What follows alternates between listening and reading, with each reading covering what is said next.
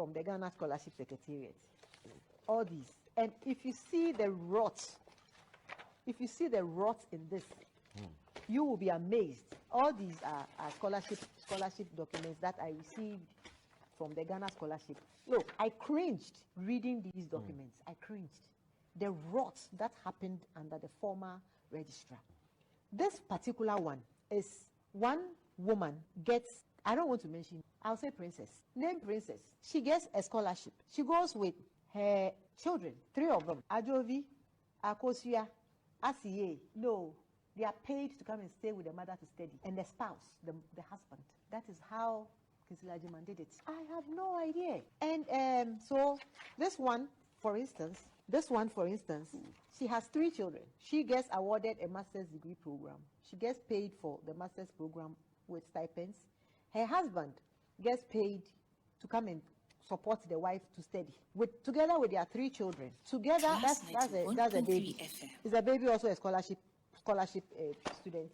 That is the awardee's children. That's the husband. That's another child. And I'll tell you, they pay their airfare. So for the 4, their visas, yellow fever card, ticket comes to about £90,000.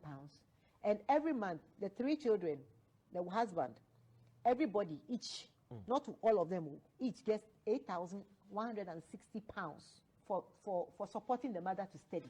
Do you think that is fair to the taxpayer of Ghana? And that is why NIB must move fast and make arrests and make people pay for this. People must refund. If you get a scholarship and you think that you are a wife and you are not ready to move away from your husband or your children, then stay in Ghana and study.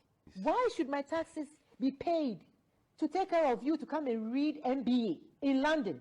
Come and read MBA. When you are coming, you bring your whole flock, including husband in tow. And the question I asked is, were the husbands not working, that they could move house and move to the UK to come and support their wives to study? No money share. And the husbands who also got it and came with their wives, the wives, what were they doing? So the children are moved out of school.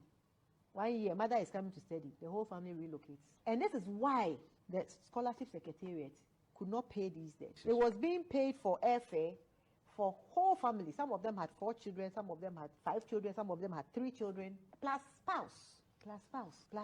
So they were paying the tickets for them. They were paying them a monthly allowance for staying in the UK, all of them, the whole family, because one person is coming to study MBA. So Ghanaians, judge for yourself. Now I have to deal with this mess, and I have to be frank. I don't like coming to the media to discuss these issues, because I feel that we should do it behind the scenes. But the people that I'm dealing with, they go to the media first, trying to create the impression that we are not cooperating. So I have to let the Ghanaian people know that whatever you are reading from the people who run to the media first, that is not the truth. This is the situation at hand we are dealing with. And it doesn't take a day to solve this. This thing is under investigation. So we will take our time to do it. But for now, any payment that is made, knowing what I know about PhD students who have completed, and are asking me for 40 months stipends with no intentions of going back, we will ensure that the law is enforced. So, just in case you're not familiar with this voice, this is our High Commissioner in London, representing Ghana, Madame Zita Saba, there, doing an interview with a colleague journal on some of these issues concerning the Scholarship Secretariat. And this is just one of several things that we have been picking up in the last couple of months on the back of the works of the former boss of the organization, Kwame Dwomoh-Agyemang, who is now the Member of Parliament for Ebuakwa South constituency in Parliament. I've been hearing a lot about the Scholarship Secretariat in recent times and how they've gone about their work, and how scholarships have been just doled out and given out at the expense of you and me, who work very hard and contribute for the growth of this country in the form of taxes. And sadly, this is how our taxes are wasted on a lot of nonsense. Sadly. I have said my story on this platform that if scholarships did not exist, maybe I would not be here. Not because I have benefited from a scholarship, but my dad did. My dad was not from the richest of homes, but studied hard. So after primary school, or in those days, whatever they called it, scholarship, Cocoa scholarship, of course, took him to secondary school in my beloved Asante Mampong, from Form 1 to Form 5. My dad went to Ameni Ampong Secondary School. Then scholarship to go to Pukuwari for 6th form.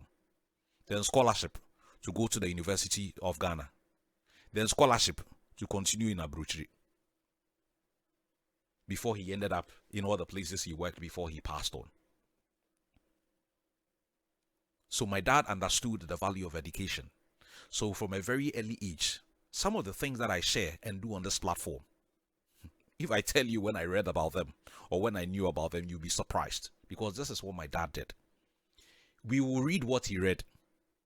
He would tell us stories about all of these things, and he would make us appreciate the value of hard work and what education could do for you. So that if you have the opportunity, because someone was paying for your fees, you needed to take advantage of it.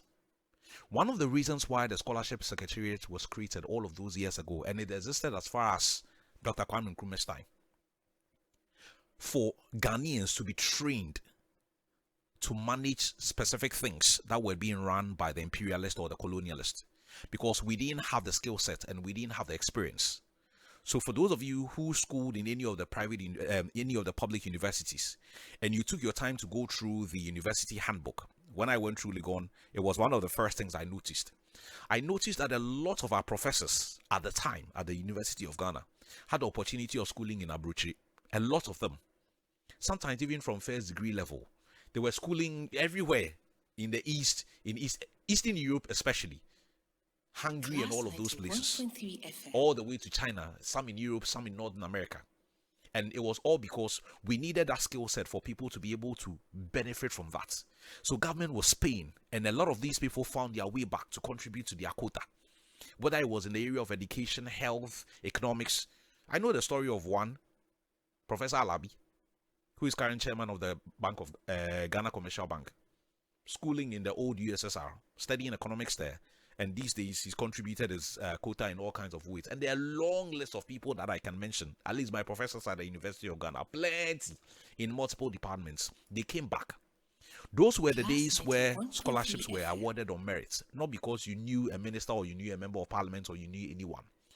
If you performed and you were good enough, in the case of my dad, who did not know anybody, because he was good enough, he had the opportunity to benefit. He said he wrote exam after exam after exam just to qualify.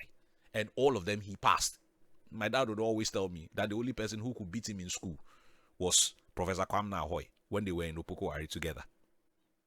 Because he would always boast to us that as long as he could remember, only with defense, he doesn't remember second until he met Professor Kwame Dwomoh-Agyemang.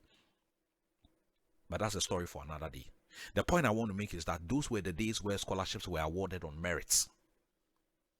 And you didn't have to know anyone. But what have we been seeing in recent years as far as scholarships in this country is concerned? It is shameful, it is sad, it is an eyesore. Today, that cocoa farmer's son can never get a scholarship.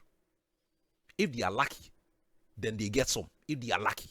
The scholarships are rather going to people who have not even held a cutlass before. By virtue of the fact that they are very powerful and influential people, they are members of parliament, they are state CEOs, or they are big people somewhere. So all that they have to do is to pick up a phone and call somebody somewhere, and it is done. People who can rather afford, who are stealing millions of our money, they are the ones who benefit from the scholarship secretariats. That is the nonsense that have been happening in this country for some time. Those who can afford. Have we forgotten the list that leaked a couple of years ago? Do you remember the people you saw on that list? Members of parliament, people who can afford, CEOs. I saw was it the daughter of the former chairman of the NPP, Freddie Blay, and I'm sure we all recall the explanation